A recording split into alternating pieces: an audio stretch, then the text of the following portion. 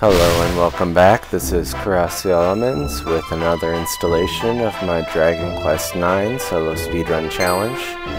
In the last episode, we went ahead and did the bit of a boss battle and some plot pushing. This episode is going to be pretty much nothing but plot pushing. Sorry about that, but as you can tell, I went back to Angel Falls so that I could come to the Starflight Express, as Stella expressed she wanted to do at the end of the last episode. And now that we're here, we're going to be treated to a bit of a cutscene. And here's the infamous ghost that I think I've referred to at least 2 or 3 times now. The one who defies all the rules of being a ghost, being only visible at nighttime.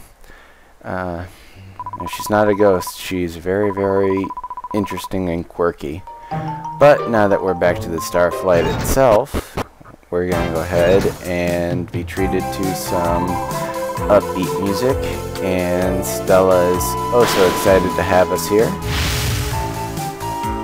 And with a brilliant flash of light, it seems that the Starflight Express is back on track. Kind of. You know how it is. Kind of like the train from Back to the Future. No tracks required. Just adds accessory. And here we go. We can tell that Stella has a bit of a confidence issue, leading more to the point of not believing that she's entirely who she says she is in regards to the Starflight. And off we go, and miraculously the Starflight Express is put back together with a couple pushes of a button and extra benevolence carried by yours truly. Shadow seems to be the missing link that Stella needs, and now that the circus train is back together, it's time to go to the big top. Way up top to the observatory, and off we go. I do have to say that I love how Stella's primary data input on the controls is random mashing of her fists into the panel. I didn't expect a great amount of detail given the art style and the fact that this is a DS game and the screen is itty bitty, but it still amused me. And much unlike the first time we ascended to the observatory, the storm clouds are still present from the attack, I guess. And we get treated to quite a few cutscenes in this, and I'll actually probably let the one cutscene after this one go through without speaking over it. But now, all the Celestians are startled by the fact that the Starflight Express has appeared. Avis Major, the big chief as it were, is eagerly awaiting the landing.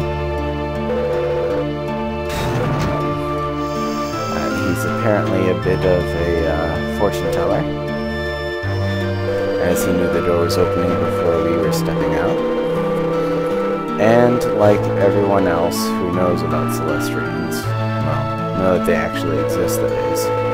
Oh my god, you have no wings, you have no halo. What has stricken the poor soul. Thankfully, I think that's about the end of it. At least until much further in the game. And while I actually do enjoy playing RPGs for the story, and to another degree the mechanics, this is a speedrun challenge, so if you hear me griping about plot pushing episodes and you want to push ahead, I understand, but I am documenting everything just to prove a point. And here's a bit of an exposition on what's happening. we weren't the only Celestrian knocked from the observatory, and the Celestrians that have gone down to the Protectorate to find the others haven't returned either. We are the first, and I think we can attribute it to our little guardian pixie, actually. Other than that, the Starflight Express, the Celestrians, and well, just those aren't the only things that fell. Also, the Figs have fallen to the Protectorate, and that was one of the other major reasons that so many Celestrians were going down. Those Figs are their meal ticket, quite literally, into the realm of the Almighty. But this is where I will let you enjoy the cutscene until it is over. See you then.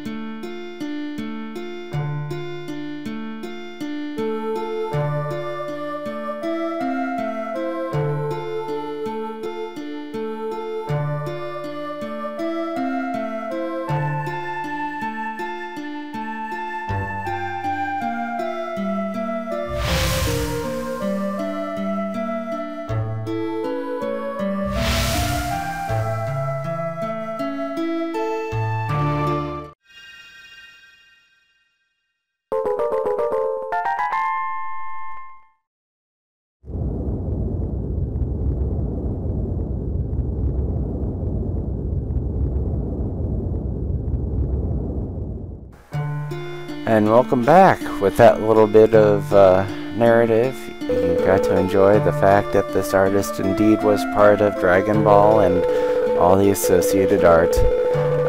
That aside, we're given Zoom, which acts as a Chimera Wing. We are given our mission, which is to collect the 7 Figs which have fallen to the earth, and our next destination, which is actually going to be where we're heading next. Explaining all of this to the other Celestrians, they agree that this disembodied voice given to us while we were praying is who we should listen to. You'll actually find out more about that voice, the Yggdrasil, and the Realm of the Almighty much later in the game. But until then, you find out that Stella still hasn't left, and she's more than willing to take us down to the Protectorate. She's still looking for someone, and she secretly harbors that fact, I guess. I don't know. It's kind of obvious plot point, kind of obvious attachment. She has it regardless of character gender, so she just becomes kind of like a little sister in all senses of the word. Her animation art, though, it seems that she can grow in size at will. So, I know part of it's perspective, but most of it has to be quite a bit more. It's just because they didn't want you talking to a little pink ball of light, much like Navi from Ocarina of Time is nothing but a little ball of light. And now we descend to the glowing blue tree, which reminds me slightly of how they land, to a bit similar to the B movie.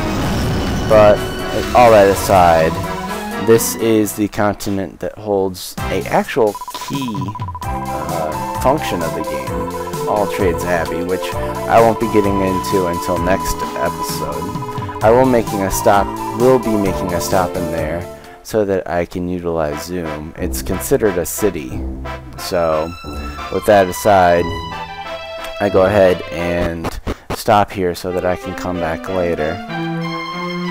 As with all cities, you have to do the slow panning zoom in, and right back out I go. My goal is actually to get to the south side of the map on the left side of the screen, namely because it is a recommendation of Kostaki due to the location of the inn and the church. That way you can heal and save relatively quickly.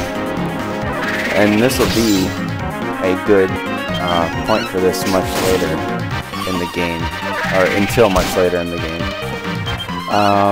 The other thing that I did do is I've been playing a separate cartridge and kind of reviewing how I want to approach a key point later in the game, and that is collecting mini medals so that you can access a certain weapon. Again, these Cyclowns are persistent pursuers. I was trying to get it caught on the wall, didn't quite make it, but now that that's done, we are going to, well, I guess it's not done yet, but as soon as he's done for, we're going to head into the next town, which is a port, and demonstrated on the map, you have the inn and the church relatively close to the entrance. There you go. And with that said, this is KurossuElemenze, and I'll be doing my next recording session soon, so hopefully I'll be able to present the next bit of grinding. Well, not grinding, the next boss battle. Until then, have a good day.